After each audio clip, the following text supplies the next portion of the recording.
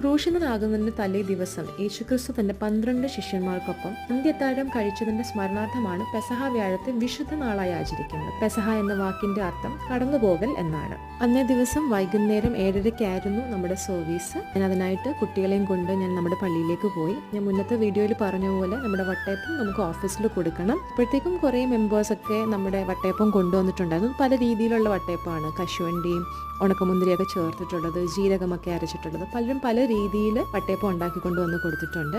അപ്പോൾ നമ്മുടെ സർവീസ് കഴിഞ്ഞതിന് ശേഷമാണ് ഇത് മുറിച്ച് മെമ്പേഴ്സിനെല്ലാം കൊടുക്കുക. അപ്പോൾ അതിനുശേഷം ഞാൻ നമ്മുടെ പള്ളിയിലേക്ക് പോയി. അവിടെ സർവീസ് സ്റ്റാർട്ട് ചെയ്തിരുന്നു. അതെ, കുട്ടികളൊക്കെ ഇങ്ങനെ തന്നെയാണ്. പള്ളിക്കകത്താണെങ്കിലും അവർ അടങ്ങിയൊന്നും ഇരിക്കില്ല. വിശുദ്ധ കുർബാനയും വളരെ ഡിവൈനായിട്ടുള്ള സർവീസ് കഴിഞ്ഞതിന് ശേഷം ഞങ്ങൾ താഴെ വന്നപ്പോഴത്തേക്കും എല്ലാം പകുതി വട്ടയപ്പമൊക്കെ മുറിച്ചൊക്കെ വെച്ചിരുന്നു. അതും കട്ടൻ കാപ്പിയും കൂടെ ഒക്കെ കുടിച്ചു. അങ്ങനെ വളരെ അനുഗ്രഹിക്കപ്പെട്ടിട്ടുള്ള ഒരു പെസഹ വ്യാഴമായിരുന്നു ആ ദിവസം.